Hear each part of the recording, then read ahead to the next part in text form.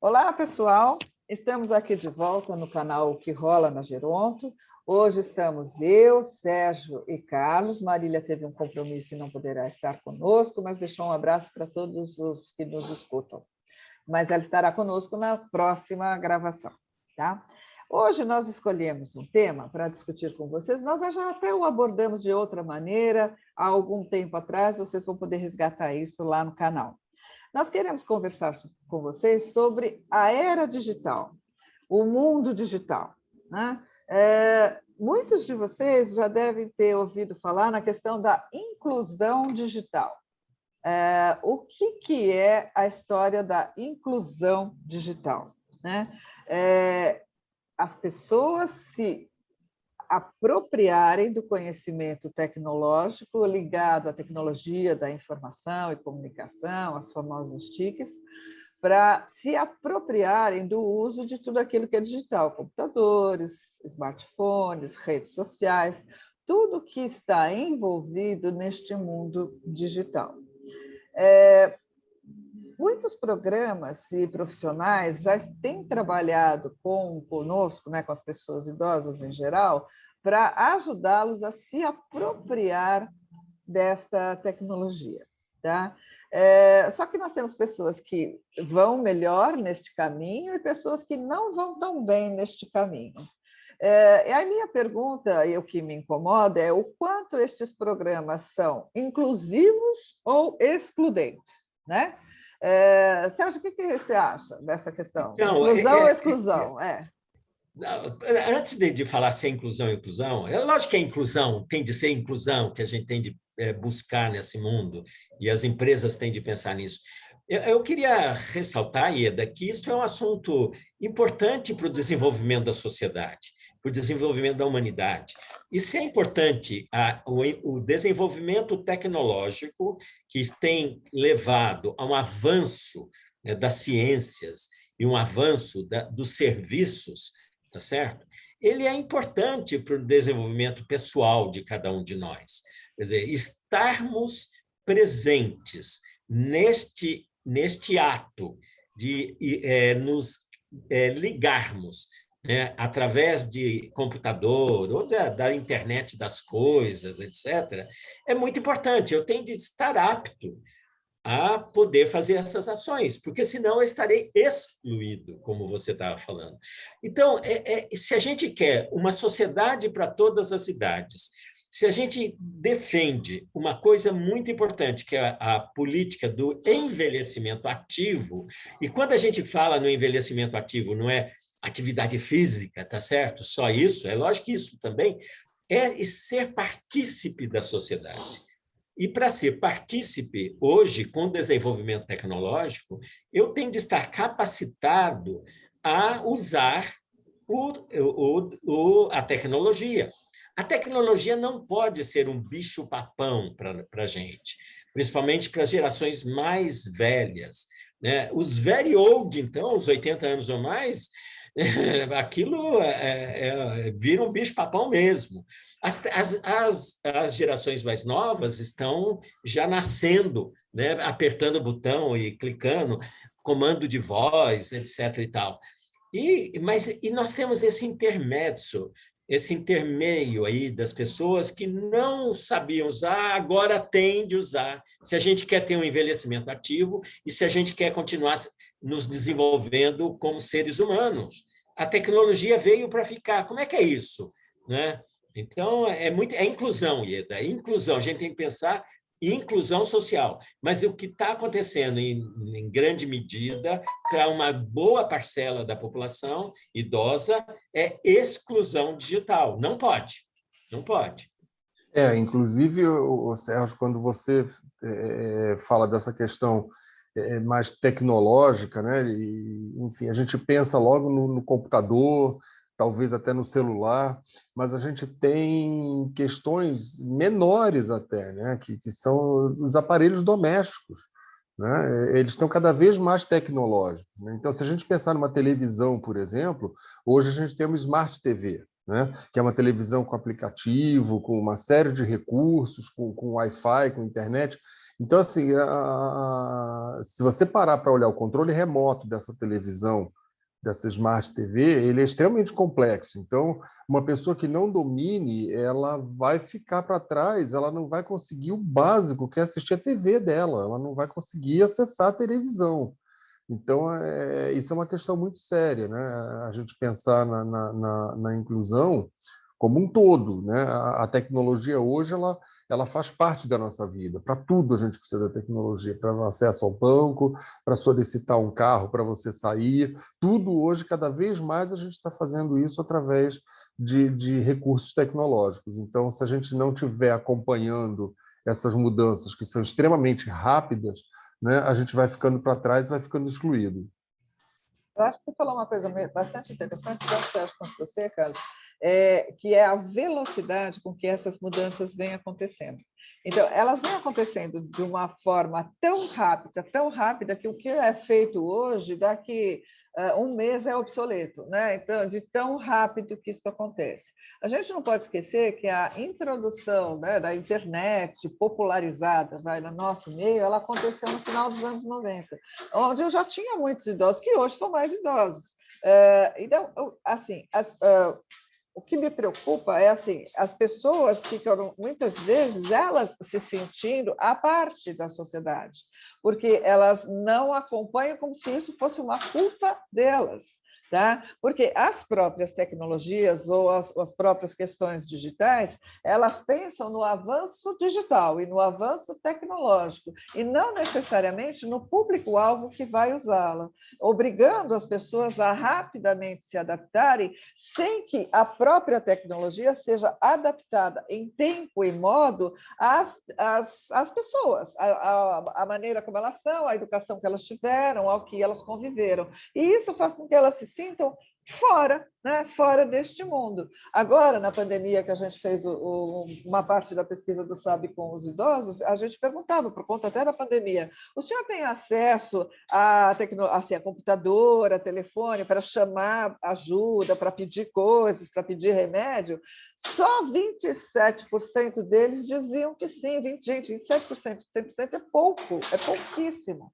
Então, ou ele conta com ajuda, ou ele simplesmente vai abolir. Aí, quando você pergunta por que ele não tem, por que ele não usa, ele fala: eu tenho dificuldade, eu não tenho quem me ajude e eu não quero saber, eu não gosto. Então, é como se este mundo não fizesse parte do mundo dele. Então, eu sempre acho que assim, a gente tem os dois lados, eu concordo com o Sérgio, as pessoas precisam acompanhar a evolução social, mas, por outro lado, as tecnologias também têm que reconhecer quem é o público, a parcela da sociedade para quem eles vão introduzir esses produtos, para que haja uma interface entre as duas coisas e eu não excluo as pessoas. Eu não sei o que vocês acham disso.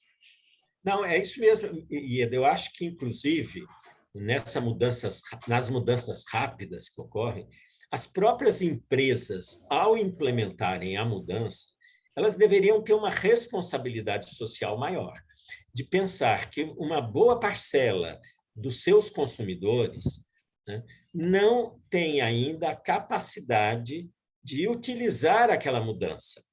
Então, eles deveriam implementar, né, se é que eles querem ser uma empresa com responsabilidade social, eles deveriam implementar algum treinamento, alguma fase de adaptação para aquelas pessoas, e aqui no caso, né, da tecnologia, principalmente os idosos, tá certo? Porque, como a gente já falou, as crianças nascem sabendo aplicar a tecnologia, elas não têm dificuldade em digitar, em fazer, em seguir, em saber o que é link, toda a linguagem, tá certo? Até a linguagem de ensinar é uma coisa difícil para as pessoas idosas.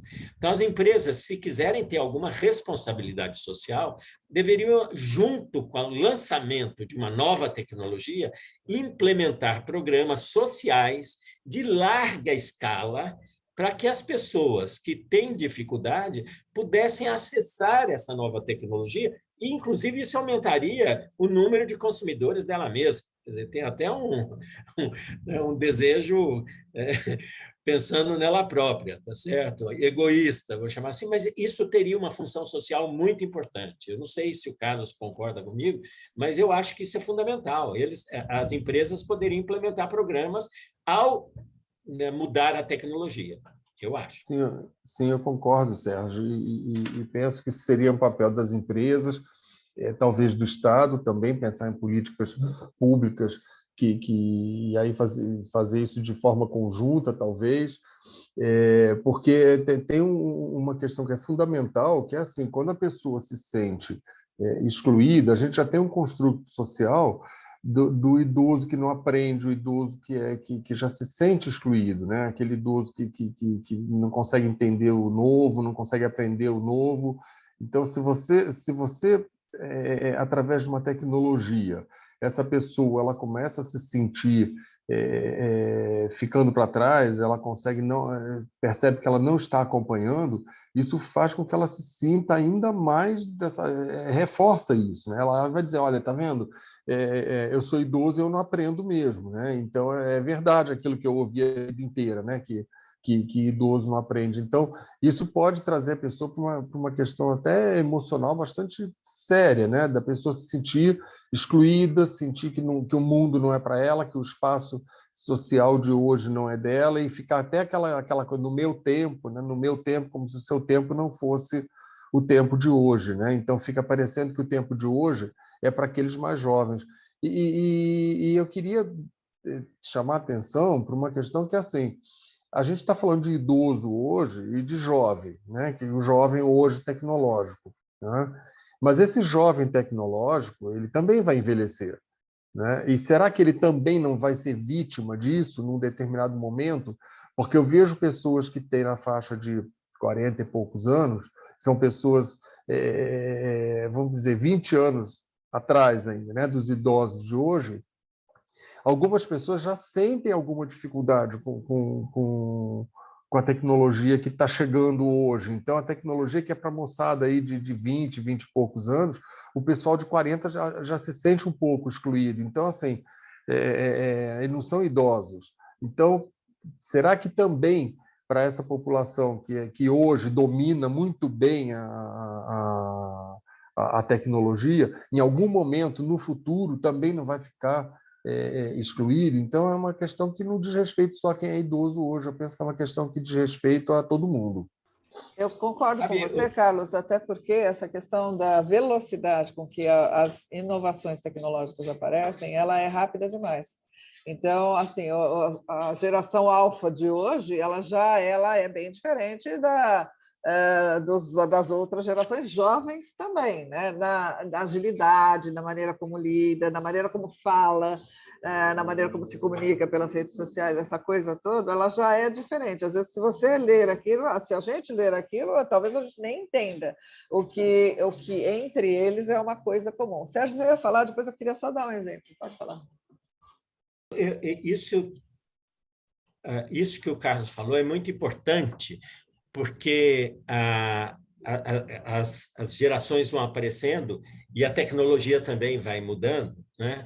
Então, esses programas de inclusão das gerações nas mudanças tecnológicas, eu acho que devia ser uma coisa constante mesmo, né? A gente sabe que, por exemplo, tem muitas... o SESC fez isso e faz ainda, eles têm um programa de inclusão digital nas suas unidades, é um programa interessante. A gente tem várias secretarias, algumas políticas públicas.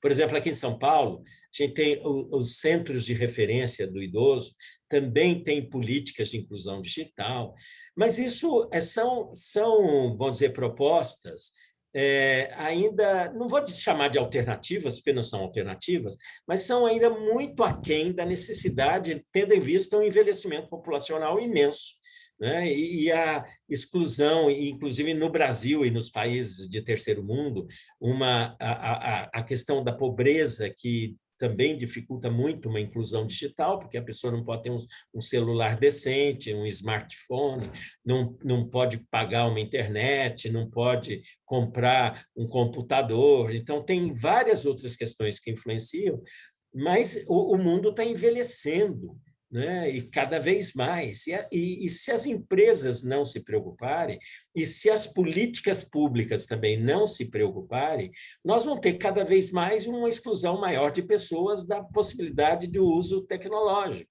Né? Eu vou lembrar uma coisa só rapidamente para vocês verem como tem projetos, né? Mas eles são exemplares, eles ainda não são disseminados. Em novembro do ano passado, nós conseguimos discutir aqui uma proposta lá de Santa Catarina, que era um projeto intergeracional, de geração para geração, da Malvina, em que uma das coisas que tinha no projeto é que os idosos iam para as escolas e, na disciplina de tecnologia, os alunos ajudavam os idosos a entender tecnologia. Então, essas coisas existem, mas no futuro vai ter de ser algo que é o normal, programas de inclusão digital. Isso é muito importante. E a questão também, acho que assim, eu queria trazer assim para a realidade 3 exemplos que eu vivenciei, né? Até para chamar a atenção, não só dos idosos, mas assim, hoje tem startup abrindo toda hora, tudo para trazer para o digital, assim, do pensamento do digital que tem que pensar no seu público-alvo. Então, um dos idosos do SAB, uma vez me telefonou, da pesquisa me telefonou, para reclamar do convênio que ele tinha, dessa questão do digital, porque ele diz que telefonou para agendar uma colonoscopia. Quem nos escuta, muitas vezes, provavelmente já fez colonoscopia, né? E sabe que é um exame que tem um preparo prévio bastante importante, que ele é um exame que é bastante delicado, então você tem todo um arcabouço ao redor disso para se fazer o exame. Então, ele ia fazer uma colonoscopia, então ele ligou para agendar. Aí a pessoa do outro lado da linha, que era uma jovenzinha, segundo ele, pela voz, falou para ele assim, então só me passa o seu e-mail que eu vou passar o preparo. Aí ele virou para ela e falou assim, minha filha, eu tenho 85 anos e eu não tenho e-mail. Ah, tá, o senhor não tem e-mail? Então me passa o e-mail do seu filho, que eu passo para ele o preparo, ele dá para o senhor. Aí ele falou, olha, minha filha, o meu filho deve ter e-mail, mas eu não sei o e-mail do meu filho, porque como eu não tenho e-mail, eu falo com ele pelo telefone, eu não falo com ele por e-mail. Aí ela falou, bom, se o senhor não tem e-mail, o senhor não sabe me dizer o e-mail do seu filho, eu vou falar o preparo. Agora, se o senhor chegar aqui com o preparo errado, o exame não vai acontecer.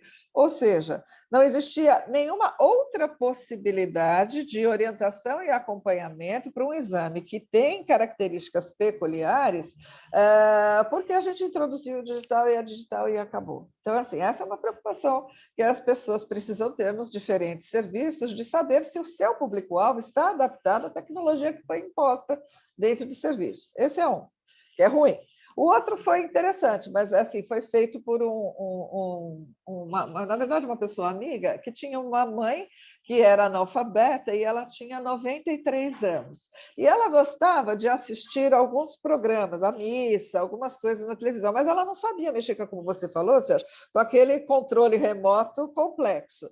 O que fez o filho? Ele eliminou os botões, ele cobriu os botões e deixou para ela apenas o botão ligar e apenas o botão que dava direto o canal. Então, ele eliminou a dificuldade para que ela pudesse ter independência e continuar fazendo o que ela queria na hora que ela queria, do jeito que ela queria. Mas, para isso, ele praticamente destruiu o controle remoto.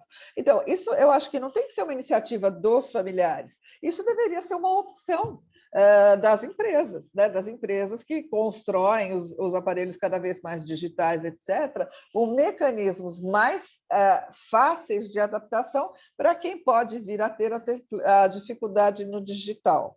E a outra coisa é assim, a gente fica vendo na TV uma coisa dos telefones adaptados, né, para a terceira idade, acho que todo mundo já viu isso.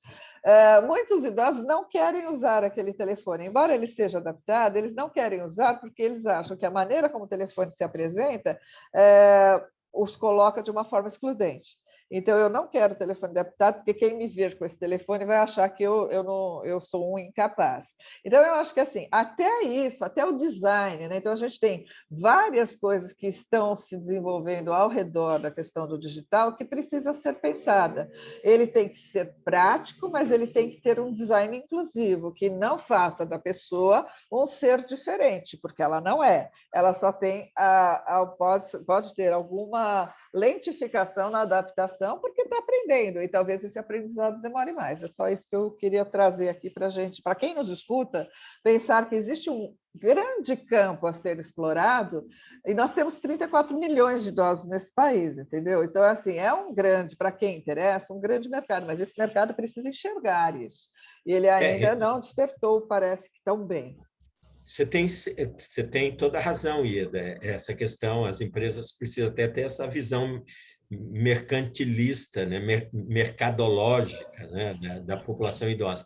Você me lembrou de uma coisa que eu até já uma vez estava dizendo para os idosos, olha, saiu agora um telefone que só tem 3 teclas, mas você disse muito bem, quem usa esse telefone, ele já está mostrando para as pessoas que ele é um excluído, é isso mesmo, ele não pode.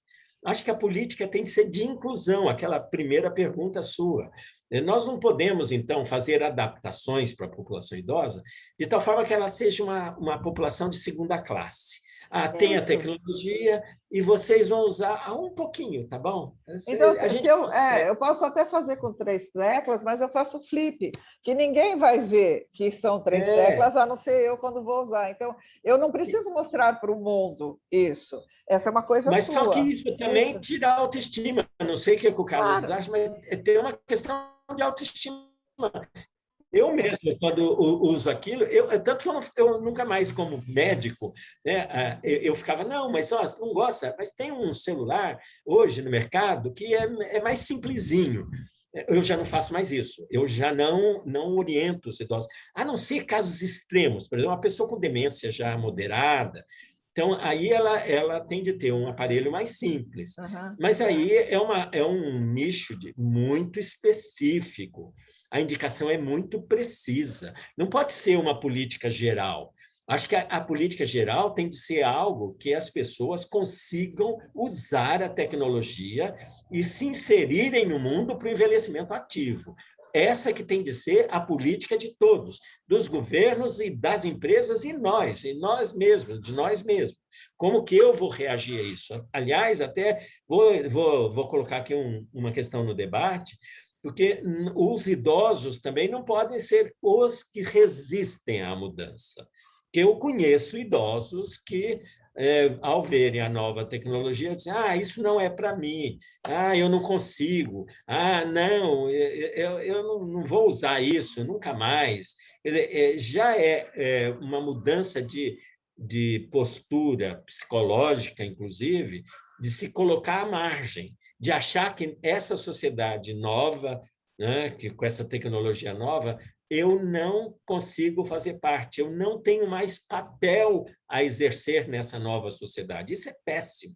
Então, tem uma parcela de idosos que não querem aderir à mudança. Isso é ruim também, né? Não sei. Sérgio, como eu disse antes, né, a gente tem essa construção social que fala o tempo inteiro, né? O idoso não aprende mais, o idoso não é aquele que está fora. Então, assim, a pessoa cresce aprendendo isso desde que ela é jovem. E chega um determinado momento, muitas vezes ela assume isso. Então, eu creio que esses idosos que resistem, muitos deles têm medo, talvez, né, da tecnologia, medo de ser ridículo, medo de não conseguir. A tecnologia, em um determinado momento, ela assusta um pouco, né? Então, medo de fazer coisa errada, de apagar tudo, enfim, os medos que tem, né? Eu penso que também, além da gente pensar em políticas, né? A gente já falou aqui da política da empresa, de políticas públicas, acho que uma política que a empresa podia adotar, que a mídia podia adotar, seriam propagandas, por exemplo, de inclusão, né? Mostrando idosos, que encorajasse os idosos a terem, que despertasse o desejo, porque a propaganda faz isso muito bem, né? despertar o desejo daquilo, né? De você querer aquilo. Então, a propaganda ela poderia ser uma ferramenta muito interessante de certa forma, trabalhar o emocional daquela pessoa para dizer assim, olha, eu estou vendo aquele idoso lá, aquele velhinho lá na propaganda, né, fazendo isso, quem sabe eu também posso fazer, então, talvez, né? E instigar um pouco. Acho que isso trabalharia um pouco esse lado emocional e psicológico, social, né, do velho, para que ele tenha mais interesse naquilo, né? Porque, como eu falei, são coisas muito básicas. Eu estava pensando em exemplos, eu também tenho um exemplo que eu vivi agora recente, que a partir desse ano, quem tem carro sabe que a partir desse último ano agora, o Detran não emite mais o documento para vir para sua casa, né? Aquele documento verdinho ele não existe mais. Então, você precisa agora ter esse documento digital no seu celular.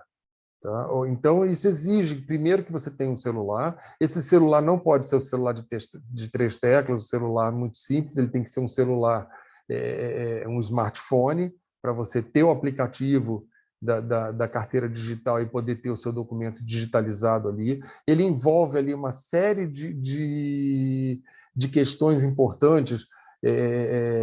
Por exemplo, para você fazer o processo de se cadastrar, você tem que seguir uma série de normas, você tem que fazer identificação facial, por exemplo. E a identificação facial, para mim, por exemplo, foi um problema, porque eu uso óculos. E não pode ser de óculos, porque de óculos o sistema não te reconhece. Tem que ser sem óculos. Sem óculos eu não enxergo. E ele dava uma série de ordens pela tela do celular. Né? Vire o rosto para a direita, vire o rosto para a esquerda, olhe para cima, pisca, ri. E eu sem óculos eu tive uma dificuldade muito grande para enxergar. Então, assim, eu apanhei para fazer isso. E eu tenho 61 anos. Eu apanhei para fazer. Aí eu pensei, tá bom, então, mas eu quero ter, eu estou em costume de ter o documento físico, eu quero ter o documento físico. Você pode ter o documento físico, mas para isso você tem que entrar no site do Detran e imprimir por lá. É fácil? Não é. Não é fácil. Você tem que fazer um cadastro que não é simples. Você entrar no site não é uma coisa simples, ele tem uma infinidade de opções e você tem que entrar lá, descobrir onde é, fazer um cadastro complexo para conseguir baixar o documento e aí então imprimir. Então, a gente está falando de questões do dia a dia e que não facilitam muito. Então, eu penso isso para uma pessoa que já tem 80 e poucos anos, né? Como o Sérgio falou, os idosos, os very old, né? Os mais idosos, né? Como é que fica, né? Como é que fica para essas pessoas que ainda lá tem que, porque muitos desses idosos têm o seu carro, dirigem, né? E como é que fica, né? Se ele não tem a ajuda de alguém que auxilia a fazer isso, como é que fica? Ele fica sem o documento, então é uma coisa séria que a gente tem que pensar, porque senão não é inclusão, é exclusão mesmo. Então, acho que você tem razão, Carlos. Eu acho que assim, isso só reforça a necessidade de quem desenvolve as tecnologias olhar para o público-alvo que as consome, né? Mas, em geral, estratificando as diferenças. Então, assim, a questão da mudança do documento do carro, e isso e várias outras, elas precisam ser adaptadas a todos os públicos. Tá? É isso que eu acho que falta. Então, a gente investe tanto na questão da tecnologia, do mais fácil, do mais rápido, do isso, do aquilo, mas para quem faz para ele que sabe mexer. Não faz para as pessoas, de um modo geral, que podem ou não ter dificuldade. Não são só os idosos, tem muita gente que tem dificuldade por até dificuldade, não conviveu com isso, até pessoas mais novas que não tiveram acesso à educação formal de qualidade, etc., também vão ter dificuldades. Então, eu acho que a gente não pode separar os mundos. O mundo digital tem que ser inserido no mundo real. E o mundo real é feito de pessoas heterogêneas. A gente tem que olhar para essa heterogeneidade. Tá? Sérgio, você queria falar alguma coisa para depois a gente caminhar para o encerramento? Não, eu queria lembrar a todos que é evidente que a tecnologia ela complica para quem nunca usou, né, a usou, mas não é impossível. Então, aquilo que o Carlos falou é muito importante também. A gente tem de ter essa capacidade de pensar que eu posso, eu posso, eu posso. Isso é muito importante. Não quero, não quero, não quero, vai me excluir também, né? E eu vou lembrar de um outro exemplo. Eu já disse um exemplo aqui do canal, que foi a gravação lá de novembro do ano passado com o programa intergeracional. Eu vou lembrar de um outro programa que a gente discutiu aqui, trouxe para discutir, da vovó Neuza, uma very old, nonagenária, que tem um blog, e esse blog é incrível, e ela é seguida por inúmeras pessoas, né? Inclusive de outras gerações, e ela foi aprendendo na prática a usar a tecnologia, uma tecnologia interessante, e que para ela foi um motivador de qualidade de vida, inclusive. Então, não podemos também, nós temos de ter os dois lados, nós temos de ter políticas, e políticas tanto públicas quanto privadas e da sociedade, de inclusão digital, e não ser apenas exemplos excepcionais, mas sejam coisas abrangentes, constantes e que continuem a fazer a cada mudança tecnológica. Mas nós temos de ter, por outro lado, a população que está envelhecendo capaz de assimilar, e para isso ela tem de ter uma disponibilidade interna e uma disposição grande de se adaptar à mudança. Isso é muito importante, a gente casando essas duas coisas, nós vamos ter a possibilidade de uma inclusão digital para uma sociedade para todas as idades. Isso é muito importante. Então, a vovó Neuza é um exemplo muito bom para todos nós. Eu acho E que... antes de encerrar, só dizer assim que a tecnologia é alguma coisa muito boa, né? Ela é uma grande parceira nossa, ela facilita, ela pode facilitar a nossa vida em muitas coisas. Então, que a gente não tenha medo, que a gente promova essa inclusão digital, que a gente não tenha medo e que a gente use e abuse da tecnologia, porque ela é muito boa. E que as pessoas não tenham medo também de pedir ajuda. Isso não é vergonha para ninguém. Eu acho que isso é uma coisa importante. Assim, se eu não sei e quero aprender e tenho acesso a alguém próximo a mim que sabe mexer melhor ou que pode me ajudar se eu não quiser fazer um curso ou coisas assim, não tem.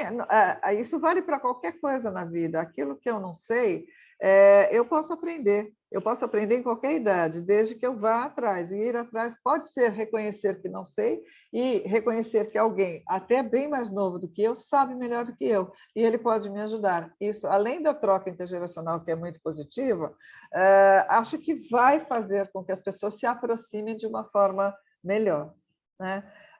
A gente gostaria que vocês divulgassem isso para os seus amigos, para espalhar. Eu já te dou a palavra, Sérgio. Espalhem isso para os seus amigos, porque a gente quer, como o Sérgio disse, uma sociedade para todas as idades. A era digital nós já estamos vivendo, ela não vai voltar para trás, somos nós que precisamos nos aproximar dela e, ao mesmo tempo, o mundo digital precisa se aproximar mais da sociedade. Então, este casamento precisa ser feito e acho que essa discussão, é nossa discussão e a discussão de todo mundo para isso, vai alertar quem também está envolvido com isso para alguns ajustes que talvez sejam necessários. Fala, Sérgio. E encerra também. Então, só uma coisa rápida. Eu quero lembrar a todos que nós estamos entrando na era do 5G. Uma nova mudança tecnológica vai acontecer na sociedade mundial. A internet das coisas vai ser realidade. Já é para algumas coisinhas, mas vai ser realidade do futuro, e o futuro próximo. Então, nós temos de estar dentro desta revolução digital, nós temos de estar todos incluídos na era digital. Um abraço. Nos vemos no próximo episódio. Um abraço para todo mundo. Tchau, tchau, gente.